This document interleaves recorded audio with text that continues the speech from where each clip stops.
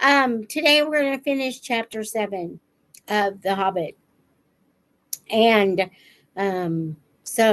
yeah, let's go. Where did it go? Okay, hang on. Hang tight, people. 1 second. I'll be right back.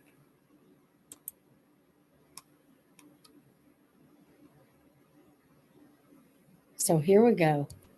I think. I'm hoping. Okay. Now, if I can just make this a little bigger so I can see it. There we are.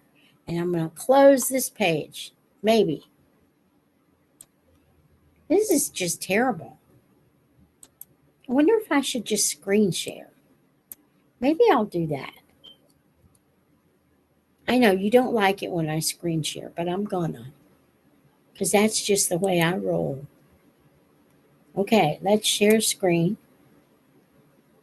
Which means, there we are. Boy, that worked. Now, I'm sharing my screen. Okay. This worked last time. So 1 second. I gotta go get the right screen. Aha. There we are. Ta-da! So now we're in the middle of the chapter here. If you can see up here, this is page 136. I think we're going to 149. So it's a lot of pages. So I'm going to shut up now and just read. Okay? Okay. Inside the hall, it was now quite dark. Beorn clapped his hands and in trotted 4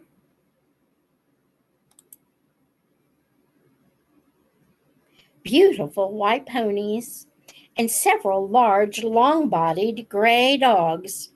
Beorn said something to them in a queer language like animal noises turned into talk. They went out again and soon came back carrying torches in their mouths, which they lit at the fire and stuck in low brackets on the pillars of the hall about the central hearth. The dogs could stand on their hind legs when they wished and carry things with their forefeet.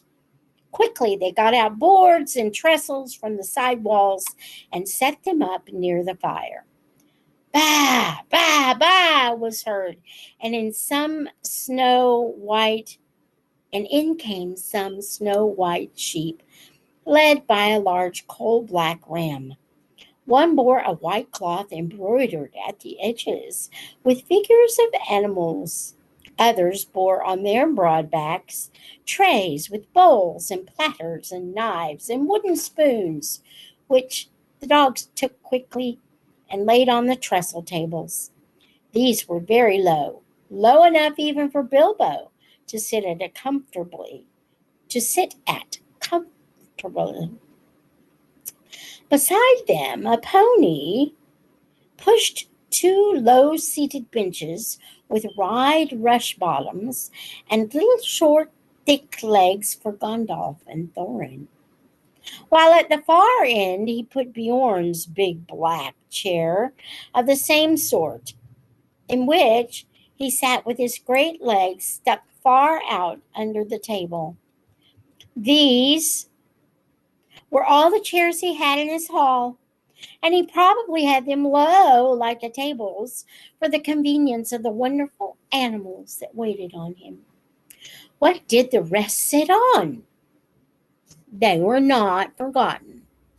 The other ponies came in rolling round drum-shaped sections of logs, smoothed and polished and low enough even for Bilbo.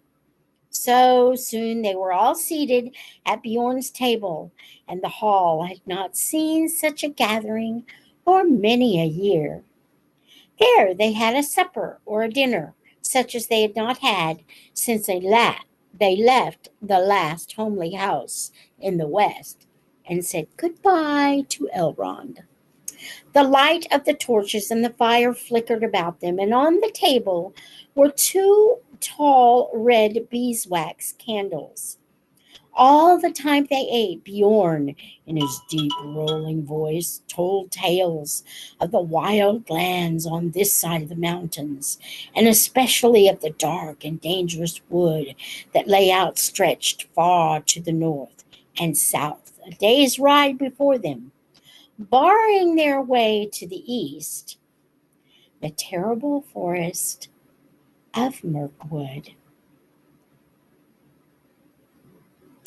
The dwarfs listened and shook their beards, for they knew that they must soon venture into that forest, and that after the mountains, it was the worst of the perils they had to pass before they came to the dragon's stronghold. When dinner was over, they began to tell tales of their own, but Bjorn seemed to be growing drowsy, like me, and and paid little heed to them. They spoke most of gold and silver and jewels and the making of things, excuse me, by smithcraft. And Bjorn did not appear to care for such things. There were no things of gold or silver in his hall, and few, save the knives, were made of metal at all. They sat at the they sat long at the table with their wooden drinking bowls filled with mead. The dark night came on outside.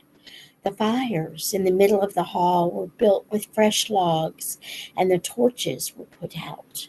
And still they sat in the light of the dancing flames, with the pillars of the house standing tall behind them, and dark at the top like trees of the forest.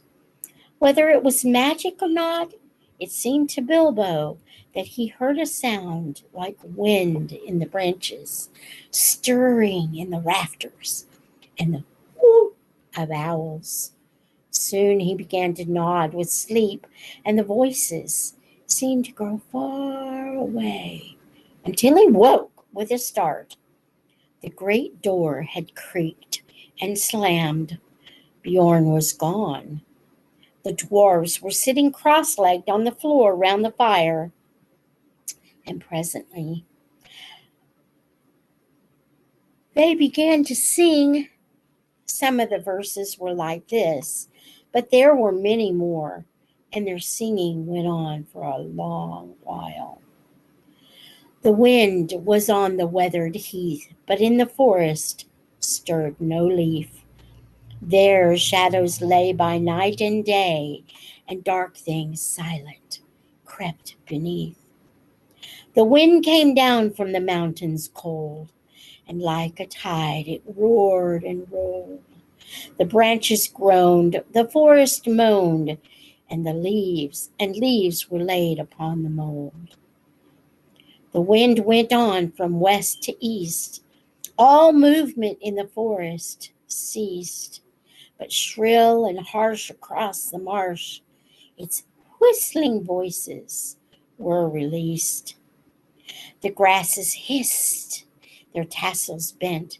The reeds were rattling on it went, o'er shaken pool under heaven's cool, where racing clouds were torn and rent. It passed the lonely mountain bare, and swept above the dragon's lair.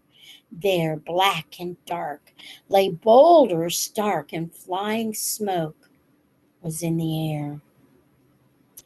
It left the world and took its flight over the wide seas of the night. The moon set sail upon the gale, and stars were fanned to leaping light. Bilbo began to nod again. Suddenly stood up Gandalf. "It is time for us to sleep," he said. "For us, but not, I think, for Beorn. In this hall we can rest sound and safe. But I warn you all not to forget what Beorn said before he left us. You must not stray outside until the sun is up, on your peril." Bilbo found that beds had already been laid at the side of the hall on a sort of raised platform between the pillars and the outer wall. For him, there was a little mattress of straw and woolen blankets. He snuggled into them very gladly. Summertime, though it was. The fire burned low and he fell asleep. Yet in the night he woke. The fire had now sunk to a few embers. The dwarves and Gandalf were all asleep, to judge by their breathing. A splash of white on the floor came from the high moon, which was peering down through the smoke hole in the roof. There was a growling sound outside, and a noise as of some great animal scuffling at the door.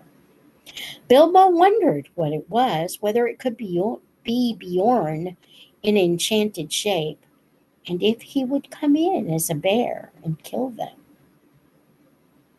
He dived under the blankets and hid his head and fell asleep again at last, in spite of his fears. It was full morning when he awoke. One of the dwarfs had fallen over him in the shadows where he lay and had rolled down with a bump from the platform onto the floor. It was Boffer, and he was grumbling about it when Bilbo opened his eyes. "Get up, lazy bones," he said, "or there'll be no breakfast left for you." Up jumped Bilbo. "Breakfast!" he cried. "Where's breakfast?" "Mostly inside us," answered the other dwarves, who were moving about the hall. "But what is left is out on the veranda. We've been about looking for Beorn ever since the sun got up, but there's no sign of him anywhere, though we found breakfast laid as soon as we went out." "Where is Gandalf?" asked Bilbo, moving off to find something to eat as quick as he could. I'm going to do this here real quick.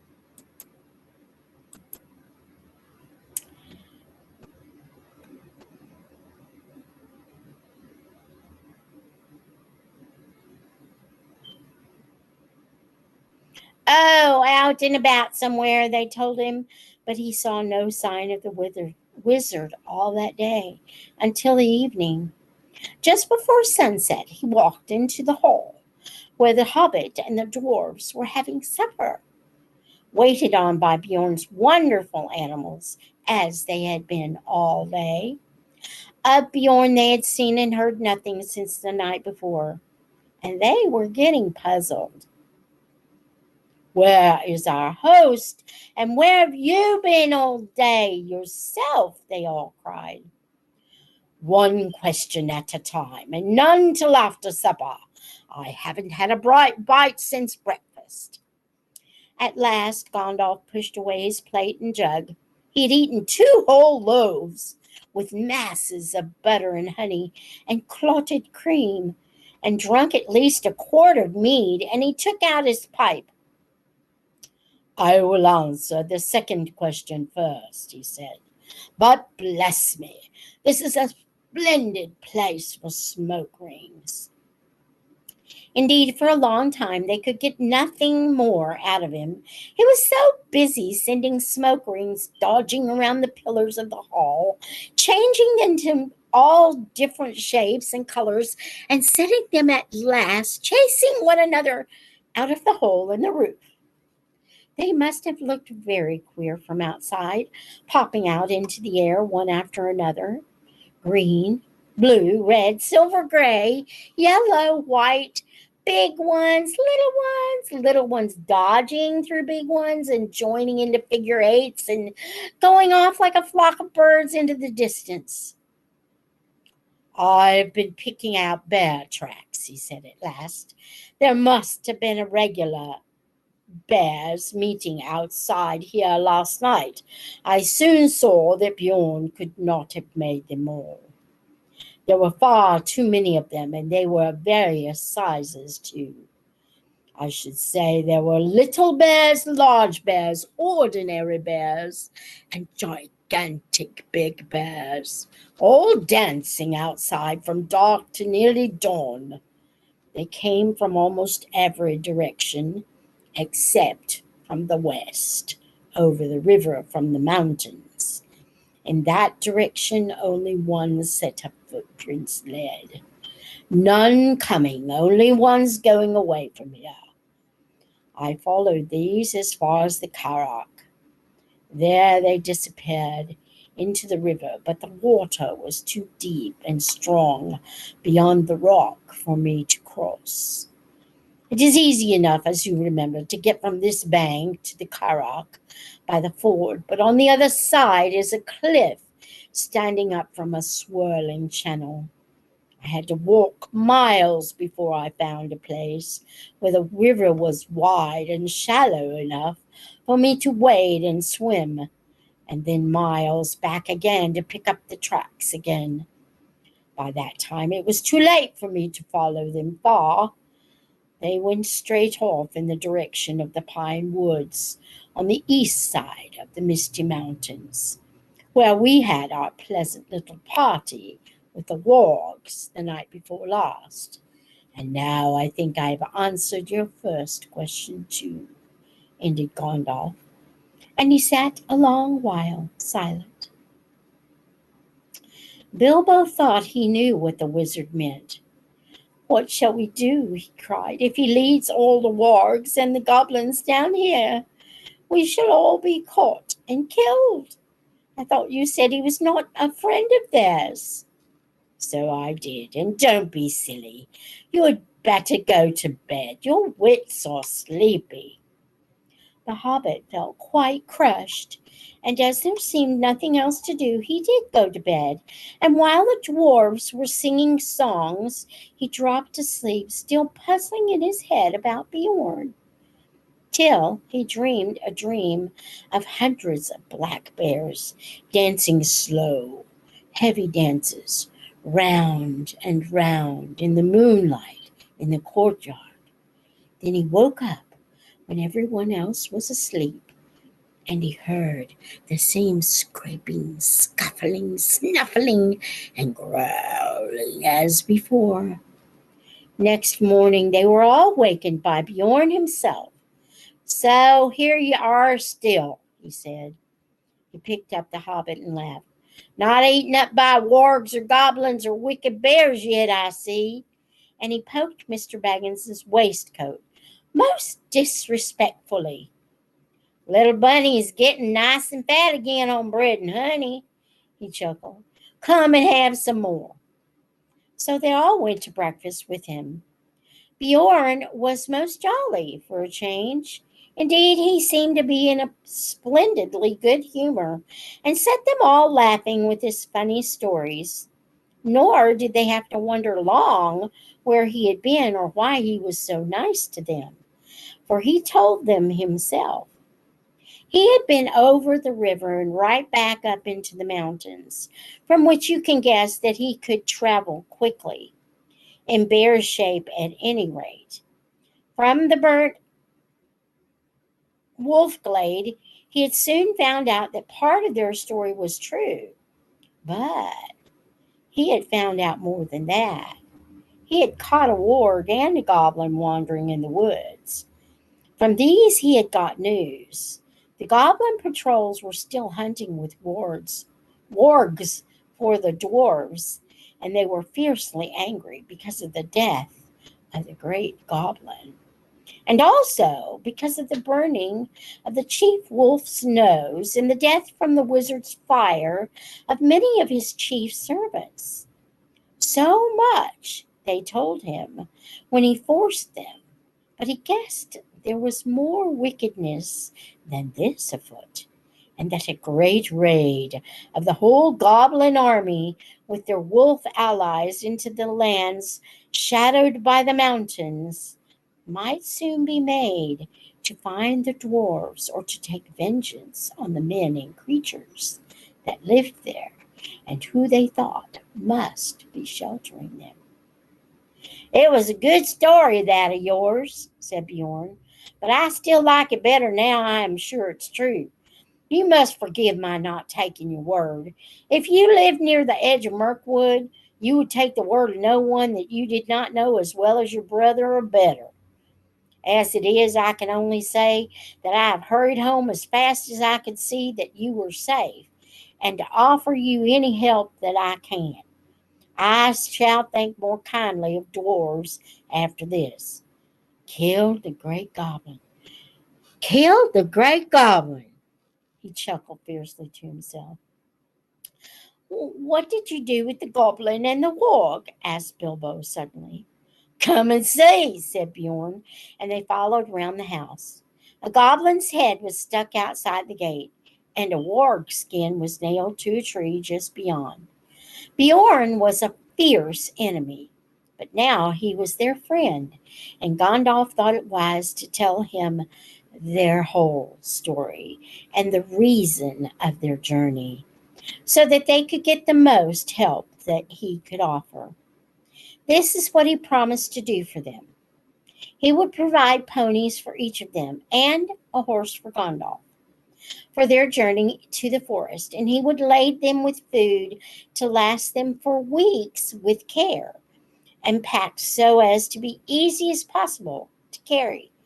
Nuts, flour, sealed jars of fried dried fruits, and red earthenware pots of honey, and twice baked cakes that would keep a good long time, and on a little of which they could march far. The making of these was one of his secrets, but honey was in them, as in most of his foods, and they were good to eat, though they made one thirsty. Water, he said, they would not need to carry this side of the forest, for there were streams and springs along the road. But your way through Mirkwood is dark, dangerous, and difficult, he said. Water's not easy to find there, nor food.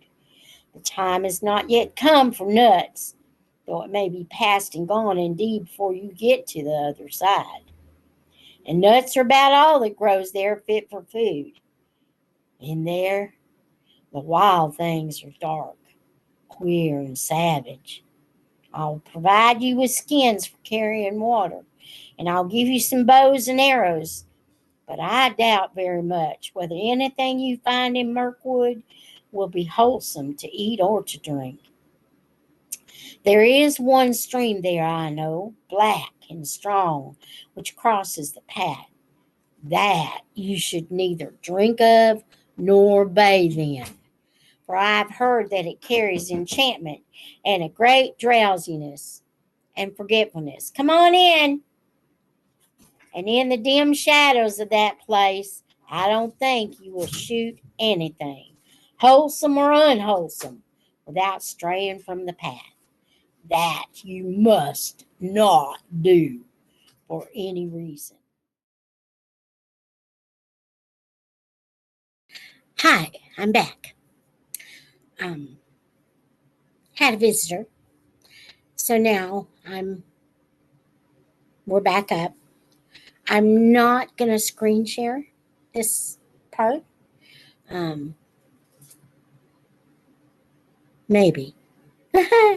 Okay, so and I've taken off my sweater because it's nice and warm for a February day in South Texas, South Central Texas, I should say. So I'm gonna put my glasses on and find my document, which is right here. Make it just a tad smaller. And we will begin. Now, Beorn is telling them not to go off the path in Mirkwood. And you'll understand why in a little bit. So here we go. That's all the advice I can give you. Beyond the edge of the forest, I cannot help you much.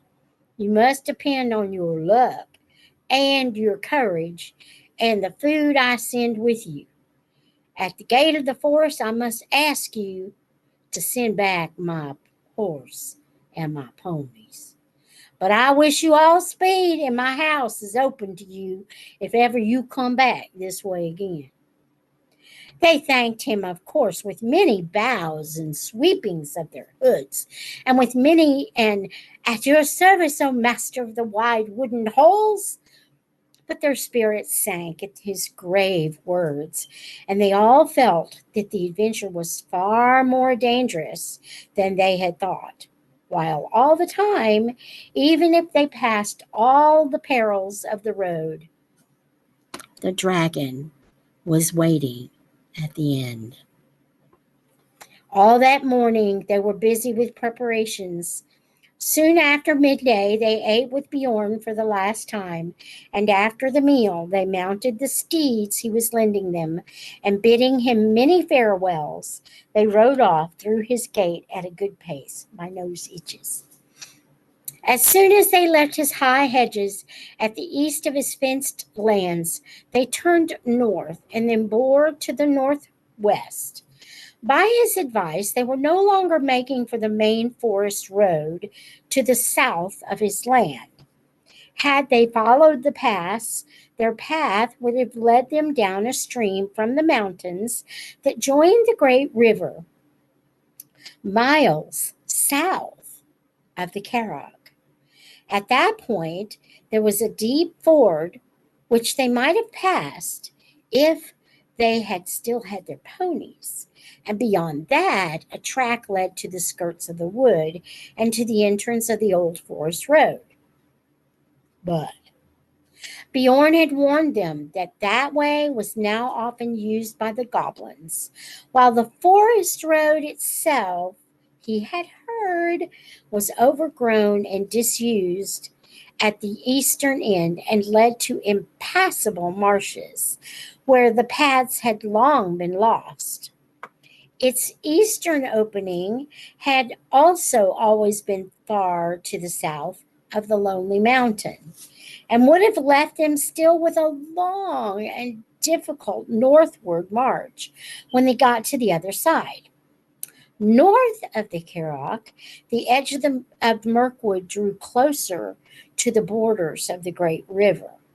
And though here the mountains too drew down nearer, Beorn advised them to take this way. For at a place a few days' ride due north of the Carrock was the gate of a little known pathway through Mirkwood that led almost straight towards the lonely mountain. Goblins, Beorn had said, will not dare to cross the great river for 100 miles north of the Carrock, nor to come near my house. It is well protected at night. But I should ride fast, for if they make their raid soon, they will cross the river to the south and scour all the edge of the forest so as to cut you off. And wargs run swifter than ponies. Still, you are safer going north, even though you seem to be going back nearer to their strongholds. For that is what they will least expect, and they will have the longer ride to catch you. Be off now as quick as you may.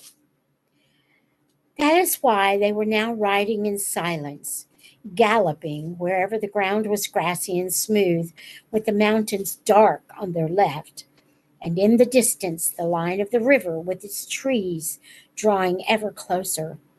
The sun had only just turned west when they started, and till evening it lay golden on the land about them. It was difficult to think of pursuing goblins behind, and when they had put many miles between them and Beorn's house, they began to talk and to sing again and to forget the dark forest path that lay in front. But in the evening, when the dusk came on and the peaks of the mountains glowered against the sunset, they made a camp and set a guard, and most of them slept uneasily with dreams in which there came a howl of hunting wolves and the cries of goblins. Still, the next morning dawned bright and fair again. There was an autumn-like mist white upon the ground, and the air was chill, But soon the sun rose in the east and the mists vanished, and while the shadows were still long, they were off again. So they rode now for 2 more days, and all the while they saw nothing save grass and flowers and birds and scattered trees, and occasionally small herds of red deer browsing or sitting at noon in the shade. Sometimes Bilbo saw the horns of the harts sticking up out of the long grass, and at first he thought they were dead branches of trees. That third evening they were so eager to press on, for Beorn had said that they should reach the forest gate early on the fourth day. They rode still forward after dusk and into the night beneath the moon. As the light faded, Bilbo thought he saw, away to the right or to the left, the shadowy form of a great bear prowling along in the same direction. But if he dared to mention it to Gandalf, the wizard only said, "Hush, take no notice." Next day they started before dawn, though their night had been short. As soon as it was light, they could see the forest coming, as it were, to meet them, or waiting for them like a black and frowning wall before them. The land began to slope up, and it seemed to the hobbit that a silence began to draw in upon them. Birds began to sing less. There were no more deer, not even rabbits were to be seen. By the afternoon, they had reached the eaves of Mirkwood and were resting almost beneath the great overhanging boughs of its outer trees. The trunks were huge and gnarled, their branches twisted, their leaves were dark and long. Ivy grew on them and trailed along the ground. "Well, there is Mirkwood," said Gandalf, "the greatest of the forests of the northern world. I hope you like the look of it now. Now you must send back these excellent ponies you have borrowed." The dwarves were inclined to grumble at this, but the wizard told them they were fools. "Beorn is not far off, as you seem to think, and you had better keep your promises anyway, for he is a bad enemy. Mr. Baggins' eyes are sharper than yours.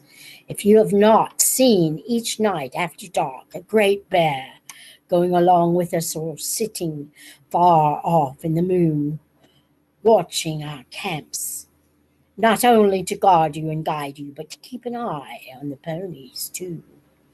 Beorn may be your friend, but he loves his animals as his children.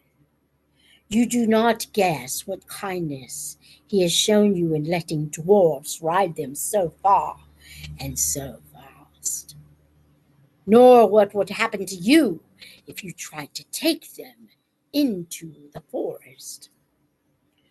"What about the horse, then?" said Thorin. "You don't mention sending that back." "I don't, because I'm not sending it." "What about your promise, then?" "I will look after that. I am not sending the horse back. I'm riding it."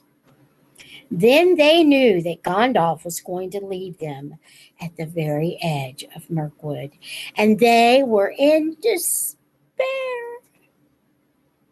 But nothing they could say would change his mind. "Now we had all this out before when we landed on the Karok," he said. "It is no use arguing, as I told you, some pressing business away south, and I'm already late through bothering with you people. We may again, before it is all over, meet, and then again, of course, we may not. That depends on your luck and your courage and sense." And I am sending Mr. Baggins with you. I've told you before that he has more about him than you guess, and you will find that out before long. So cheer up, Bilbo, and don't look so glum. Cheer up, Thorin and company. This is your expedition after all. Think of the treasure at the end, and forget the forest and the dragon. At any rate, until tomorrow morning. When tomorrow morning came, he still said the same. So now there was nothing left to do but to fill their water skins at a clear spring they found close to the forest gate and unpack the ponies. They distributed the packages as fairly as they could, though Bilbo thought his lot was wearisomely heavy and did not at all like the idea of trudging for miles and miles with all that on his back. Don't you worry, said Thorin. It will get lighter all too soon. Before long, I expect we shall all wish our packs heavier when the food begins to run out. Then at last they said goodbye to their ponies and turned their heads for home. Off they trotted gaily, seeming very glad to put their tails toward the shadow of Mirkwood. As they went away, Bilbo could have sworn that a thing like a bear left the shadow of the trees and shambled off quickly after them. Now Gandalf too said farewell. Bilbo sat on the ground, feeling very unhappy and wishing he was beside the wizard on his tall horse. He'd gone just inside the forest after breakfast, a very poor one, and it had seemed as dark in there in the morning as at night, and very secret, a sort of watching, waiting feeling, he said to himself. Goodbye, said Gandalf to Thorin, and goodbye to you all. Goodbye. Straight through the forest is your way now. Don't stray off the track. If you do, it is 1,000 to 1. You will never find it again, and never get out of Mirkwood. And then, I don't suppose I or anyone else will ever see you again. Do we really have to go through? Groaned the hobbit. Yes, you do, said the wizard, if you want to get to the other side. You must either go through or give up your quest.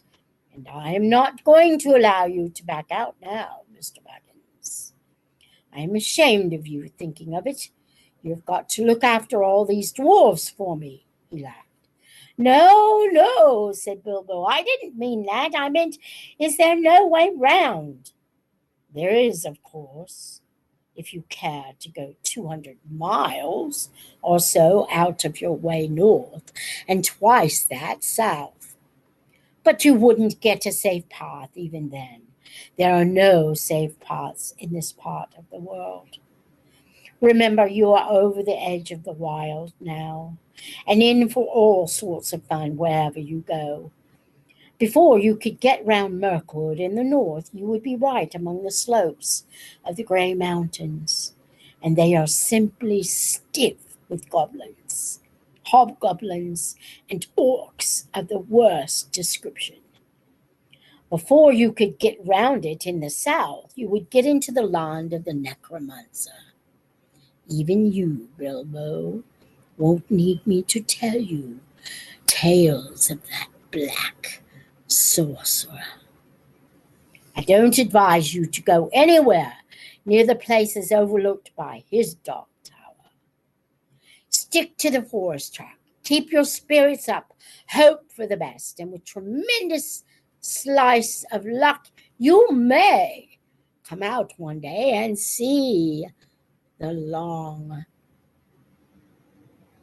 marshes lying below you and beyond them, High in the east, the lonely mountain where dear old Smog lives, though I hope he's not expecting you. Very comforting you are, to be sure, growled Thorn. Goodbye. If you won't come with us, you had better get off without any more talk. Goodbye, then, and really goodbye, said Gandalf. And he turned his horse and rode down into the west.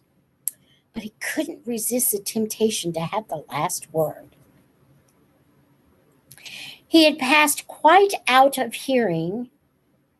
Oh, before he had passed quite out of hearing, he turned and put his hands to his mouth and called to them. They heard his voice come faintly. Goodbye! Be good! Take care of yourselves and don't leave the path! Then he galloped away and was soon lost to sight. Oh, goodbye and go away, grunted the dwarves, all the more angry because they were really filled with dismay at losing him. Now began the most dangerous part of all the journey. They each shouldered the heavy pack and the water skin, which was their share, and turned from the light that lay on the lands outside and plunged into the forest. Long, long, long chapter. But that is the end of chapter 7. Gandalf is gone. They have no ponies. And they're going into the darkest forest in the entirety of the land of Middle Earth. And I'm going to leave you now.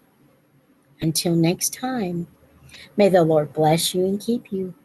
May he make his face to shine upon you and be gracious to you.